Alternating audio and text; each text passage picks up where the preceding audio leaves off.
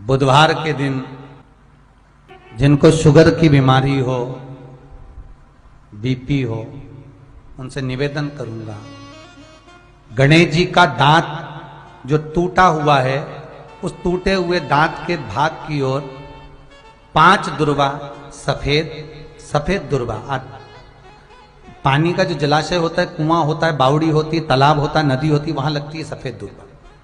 5 सफेद दुर्वा टूटे हुए दांत की ओर समर्पित कर दें बुधवार के दिन दोपहर में ठीक 12 बजे।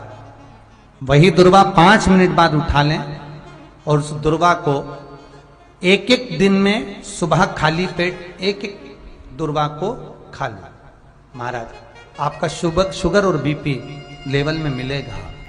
आपने मुझे दुर्वा समर्पित करी है, ये दुर्वा जो मुझे देगा वो वैभव प्राप्त करेगा। जो दुर्वा मुझे समर्पित करेगा उसके जीवन में रोग दूर हटेगा। शंकर भगवान कहते हैं, गणेश, ये दुर्वा बुधवार के दिन, इस दुर्वा का अलग अलग महत्व है। महाराज, यदि 41 दुर्वा प्रत्येक बुधवार को गांठ लगाकर गणेश जी को समर्पित कर वापिस उठाकर उस दुर्वा को खाली पेट, आपके घर में भी गणेश जी होंगे, उनको समर्पित करो। खाली पेट इस दुर्वा को केवल चबा चबा कर खा लो और आधे घंटे बाद पानी को पी लो।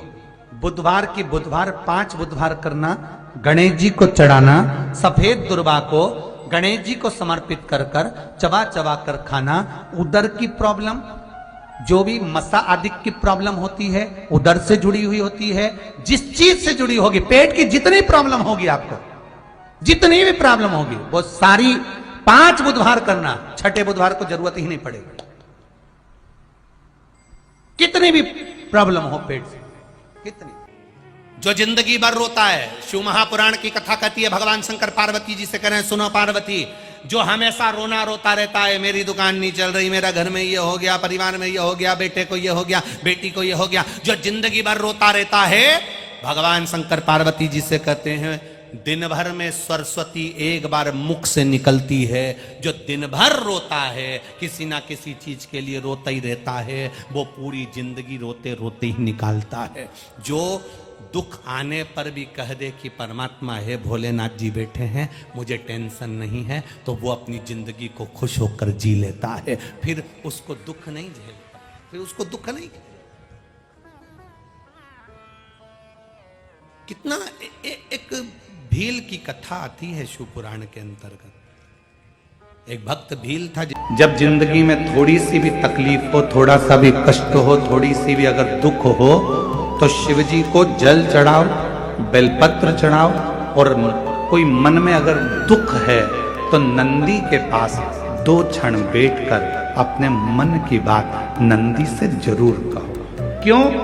शंकर भगवान से सीधे आप अपने मन की बात नहीं कह सकते, तो नंदी के कान में जब आप कुछ कह देते हो, तो नंदी के कान की बात भगवान शंकर के हृदय तक पहुंच जाती है और शिव जी उसको स्वीकार करते हैं। मान लो कोई राह नहीं दिख रही हो, आपको लग रहा है कि मैं बहुत फंस चुके हूं और निकल नहीं पा रहा हूं, मार्ग नहीं मिल रहा, थोड़ा सा लाल चंदन, जहां ये जल बहता है, इसके दोनों ओर, इधर गणपति इधर कार्तिकेय, थोड़ा थोड़ा लाल चंदन दोनों जगह पर लगाना प्रारंभ करो और उत्तर की ओर मुख कर दक्षिण में खड़े होकर शिव जी को जल चढ़ाना प्रारंभ करो। 3 या 4 दिन तक आपने अगर दोनों जगह पर चंदन लगाकर दक्षिण में खड़े होकर उत्तर की ओर मुख कर भगवान के शिवलिंग पर जल चढ़ाया, पहले लगाना चंदन दोनों ओर लाल और फिर जल चढ़ाना। 3 से 4 दिन में स्वयं मेरा भोले बाबा आपको मार्ग निश्चित कर देगा और रास्ते क्लियर कर देगा। ज्यादा दिन नहीं, 3-4 दिन। कोई मार्ग यदि निश्चित नहीं।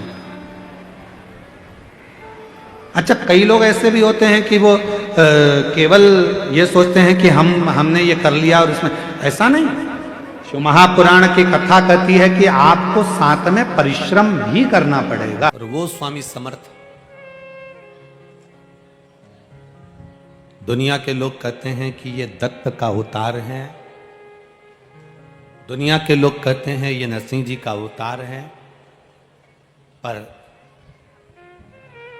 कभी आपने अगर श्री स्वामी समर्थ जी का दर्शन किया हो तो उनके गले में एक रुद्राक्ष, अंतिम समय तक प्राण छोड़ने के कुछ देर पहले उन्होंने अपना रुद्राक्ष उतार कर अपने एक भक्त को दे दिया था।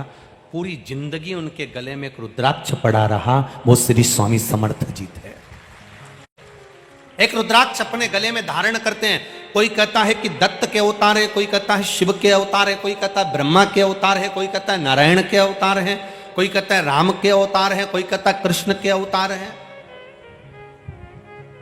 पर कोई सदगुरु, कोई संत, कोई साधु, कोई सन्यासी, कोई तपस्वी, कोई साधक, कोई उपासक जब भी भजन करता है, जब भी मंत्र जाप करता है, जब भी नाम जाप करता है, जब भी नाम स्मरण करता है, जब मंत्र में डूबा रहता है, नाम में डूबा रहता है, नाम स्मरण में डूबा रहता है, महाराज वो किसका अवतार है ये तो नहीं कह सकते, पर इतना जरूर कह सकते हैं जो भगवान की भक्ति में डूबने वाला संत होता है, साधु होता है, सन्यासी होता है, इसको बंद कर बाबा, सन्यासी होता है, तपस्वी होता है, साधक होता है, उपासक होता है, वो किसका अवतार है ये नहीं कह सकते, पर इतना जरूर कह सकते हैं कि वो भगवान शिव का, राम का, कृष्ण का, दत्त का कृपा पात्र होता है, इसलिए करुणा कर सकते। तुम्हारा भाग्य देखिए कितना प्रबल होगा। आज श्री स्वामी समर्थ जी एक बार सूरदास जी से मिले थे। श्री स्वामी समर्थ जी एक बार सूरदास जी से मिले। सूरदास जी के नेत्र नहीं थे। श्री स्वामी समर्थ जी ने जाकर सूरदास जी को देखा। सूरदास जी को देखते से स्वामी समर्थ जी ने कहा, आपके नेत्र नहीं हैं। सूरदास जी ने कहा, आप कौन? स्वामी समर्थ जी कहते हैं, मैं स्वामी समर्थ। सूरदास जी कहते हैं, मैंने सुना है कि आपके दरवाजे पर कोई आता है तो खाली नहीं जाता स्वामी समर्थ। जो सूरदास भगवान कृष्ण की लीला का गुणगान करते हैं, जो सूरदास भगवान कृष्ण के गुणगान में लगे रहते हैं, वो सूरदास जी कर रहे हैं स्वामी समर्थ से, मैंने सुना है आपके दरवाजे पर कोई आता है तो खाली नहीं जाता। खाली कुएं को केवल आप एक बूंद पानी डालकर भर देते हो। कोई गोदी खाली आए तो उस बांझन की गोदी में लाल दे देते हो। दुखी आया उसको आप सुखी कर देते हो स्वामी समर्थ। क्या मैं सूरदास, मेरी भी अभिलाषा पूरी होगी? स्वामी समर्थ मुस्कुराए, हंसे और मुस्कुराकर स्वामी समर्थ जी ने कहा, सूरदास तुम तुम्हारे मन में सोच लो तुम्हें क्या चाहिए। सूरदास जी कहते हैं, बस आपके दरवाजे पर आया हूं तो सोच लिया। सूरदास जी, ये स्वामी समर्थ आज आपसे कहता है, आपने भगवान कृष्ण का दर्शन मांगा है, एक बार आपके नेत्र आएंगे और आप भगवान का दर्शन कर लोगे। एक बार आपके नेत्र आएंगे और आप भगवान का दर्शन कर लोगे। और वही हुआ। सूरदास जी एक कुएं में जाकर गिर गए। कुएं में जाकर गिरे, वहां से भगवान कृष्ण राधा जी के साथ जा रहे थे। सूरदास जी पुकार रहे थे, राधा जी को पुकार रहे हैं। राधा जी दौड़कर कुएं में गई और सूरदास जी को निकालने लगी। सूरदास को निकाल रही। सूरदास जी ने पूछा, आप मुझे बाहर निकाल रही हो कौन? राधा जी ने अपना नाम नहीं बताया, बस सूरदास जी का हाथ पकड़ा और निकाल कर बाहर कर दिया। सूरदास जी ने जैसे हाथ पकड़ा, सूरदास जी कहते हैं, आपने मुझे कुएं से बाहर निकाला, मैं आपके चरणों को प्रणाम करना चाहता हूं। राधा जी बोली, रहने दो, मुझे प्रणाम मत करो। नहीं, मैं तो प्रणाम करूंगा। राधा जी के चरणों में सूरदास जी ने प्रणाम करा। जैसे ही प्रणाम करा, राधा जी अपना पांव छुड़ाने लगी। पांव छुड़ाती हैं, पांव की एक पायल सूरदास जी के हाथ में रह जाती है। राधा जी ने भगवान कृष्ण से कहा, मेरी पायल ला के दो। भगवान बोले, मैंने पहले ही मना करा था, मत जा। वो आंखों से अंधा है पर अंदर से देख लेता है। कैमरे लगे हुए हैं, मैंने पहले मना करा था तेरे को, क्यों गई तू? कुछ भी करो, मेरी पायल ला कर दो। भगवान कृष्ण राधा जी को लेकर सूरदास के पास गए। सूरदास, भगवान कहते हैं राधा जी की पायल दे दो। सूरदास जी कहते हैं एक ही शर्त पर दूंगा, पहले दर्शन करा दो। स्वामी समर्थ जी ने कहा था कि एक बार दर्शन होगा। भगवान ने सूरदास को नेत्र दे दिए। सूरदास जी ने भगवान का दर्शन करा। सूरदास की आंख में आंसू भरकर स्वामी समर्थ को याद करा, आपने कहा था एक बार कृष्ण का दर्शन होगा, आज हो गया। ये कोई सहज नहीं है। कोई शिव तत्व संत होता है, कोई शंकर को जानने वाला संत, साधु, सन्यासी, तपस्वी, साधक, उपासक होता है। संत का दर्शन, गुरु का दर्शन, कोई वेद पाठी का दर्शन, कोई भगवत भजन करने वाले का दर्शन, कोई गुरु महिमा का स्मरण करने वाले का दर्शन, कोई शिव का गुणगान करने वाले का दर्शन, कोई शंकर के महत्व को जानने वाले का दर्शन, कोई शंकर को एक लोटा जल चढ़ाने वाले का दर्शन खाली नहीं जाता, खाली नहीं जाएगा। जैसे स्वप्न में दिखा हुआ शिवलिंग, स्वप्न में दिखा हुआ बेलपत्री का पेड़, स्वप्न में दिखा हुआ मंदिर का शिखर, स्वप्न में दिखा हुआ कोई खंडर, स्वप्न में दिखा हुआ जलाशय, स्वप्न में दिखा हुआ एक लोटा जल चढ़ाते हुए, किसी को स्वप्न में देखना, जलाशय देखना, मंदिर का शिखर देखना, शिवालय देखना, शिवलिंग देखना, पानी का कूप देखना, जैसे इन सब को देखने पर कुछ ना कुछ खुशी हमारे यहां आने वाली होती है, तो भगवान स्वप्न में ये चीजें दिखा देता है। उसी तरह संत का दर्शन होता है, गुरुजन का दर्शन होता है। भगवान कृष्ण ने कहा मांगो। सूरदास, तुम्हारे नेत्र मिल गए, तुमने हमारा दर्शन कर लिया, मांगो तुम्हें क्या चाहिए। सूरदास जी ने कहा बस एक ही बात मांगना चाहता हूं, दे दोगे? भगवान ने कहा दे देंगे, पक्का पक्का, सौगंध है मेरी, बिल्कुल पक्का, मांगो क्या चाहिए। भगवान से सूरदास जी ने कह दिया मेरी इन आंखों को वापस फोड़ दो। जिन नेत्रों से आपका दर्शन करा है उन नेत्रों से संसार का दर्शन नहीं करना है, फोड़ दो। कि जिंदगी में हम आए हैं और हम जैसा सोचें वैसा ही हो। जरूरी नहीं है कि हम संसार सागर में, देखो भगवान ने आपको और हमको जन्म दे दिया, शरीर कैसा देना था ये उसको मालूम, हमारे पूर्व का कैसा कर्म था उसके अनुसार हमारा शरीर मिला। आपको और हमको जो शरीर मिला ये हमारे पूर्व के कर्म के अनुसार। आप सुंदर बनकर जन्मे, भगवान की कृपा है। आपके हाथ भगवान ने दिया, भगवान की कृपा है। आपके पांव भगवान ने दिया, भगवान की कृपा है। नेत्र दिए, भगवान की कृपा है। जिह्वा दी, वाणी दी, भगवान की कृपा है। श्रवण शक्ति दी, भगवान की कृपा है। बुद्धि दी, भगवान की कृपा है। शरीर कैसा देना था यह परमात्मा ने हमारे पूर्व का स्मरण कर कर, पूर्व के खातों को देखकर तब भगवान ने हमको दिया। यहां जितने लोग बैठे हैं, अगर आप में से किसी ने लोन लिया हो तो बैंक वाले पुराना हिसाब देखते हैं। यहाँ माइंस वाले बहुत काम करते होंगे तो लोन लेना ही पड़ता होगा, है? तो लोन लेते होगे तो पुराना हिसाब देखा जाता है। पहले लिया था, जमा करा कि नहीं करा, इतना पैसा लिया था, उस बैंक से उठाया था, भले तुम दूसरी बैंक से लो लोन, पर वो पूरी बैंक को टटोली जाती है कि इसने पैसा जमा करा कि नहीं करा, इसने जमा किया कि नहीं किया। बस जैसे बैंक का लोन देने वाला पुराना हिसाब देखता है, उसी तरह हमको जन्म देने वाला भी हमारा पुराना हिसाब देखता है। पुराना हिसाब क्या करा संसार सागर में जाकर, किसी भूखे को भोजन कराया, प्यासे को पानी पिलाया, भगवान का मंत्र जाप किया, नाम जाप किया, किसी को सहायता प्रदान करी, किसी को शिक्षा प्रदान करी, किसी को चिकित्सा प्रदान करी। वो पुराना हिसाब देखता है और पुराना हिसाब देखने के बाद हमारा शरीर देता है। हमारे शरीर में कोई भी थोड़ी सी भी कमी रखता है, समझ लेना हमारा पूर्व का दिया हुआ है। महाराज कुछ हमने श्रेष्ठ ना करा हो, श्रेष्ठ ना।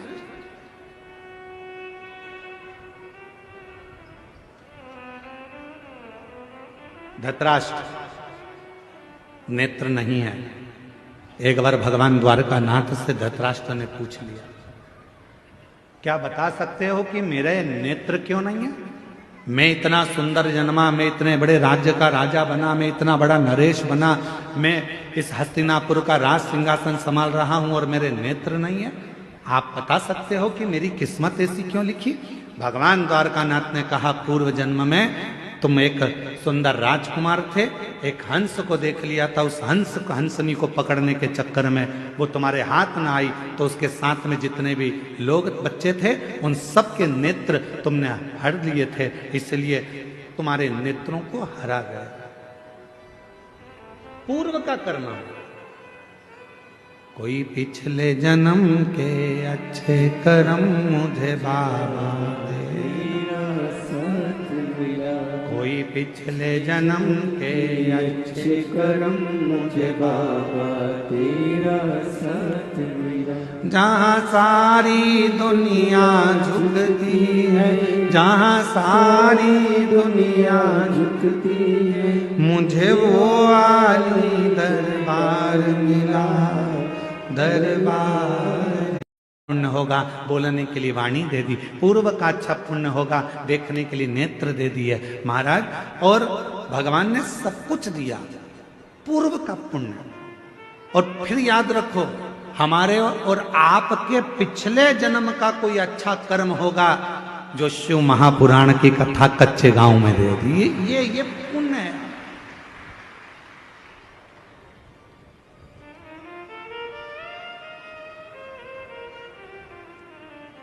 तूने बड़ी कृपा करी, मेरे 2 नेत्र दिए, अगर एक भी गड़बड़ कर देता तो देखने में आनंद, दर्शन में आनंद नहीं आता। तूने बड़ी कृपा करी कि मेरी मुख में वाणी दी, महाराज जब भजन गा रहे थे उनके साथ मैं भी गा रही थी। ये तेरी कृपा है, ये तेरी उदारता है, ये तेरी करुणा। और प्रभु भगवान से कहते रहना, भोलेनाथ ऐसी कृपा करना मेरे बूढ़ा महादेव, ऐसी कृपा करना बूढ़ा देव, ऐसी कृपा करना मेरे महादेव, ऐसी करुणा करना मेरे बाबा कि मेरे शरीर को ऐसे ही चलाते फिराते रहना, इसको पलंग पर मत पटक देना, इसको कहीं हॉस्पिटल में मत पटक देना, चलाते फिराते।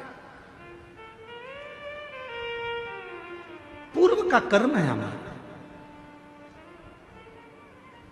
होते कई लोग ऐसे भी होते हैं जिनको खूब समझाओ, पास में कथा हो रही है चले जाओ, भगवान का नाम ले लो, एक लोटा जल चढ़ा दो, भगवान की भक्ति कर लो, पर वो करने को तैयार नहीं होता। उनके रहते हैं, नीम के पेड़ के नीचे कितनी भी गुलाब जामुन की चाशनी डालो, नीम मीठी हो जाएगी?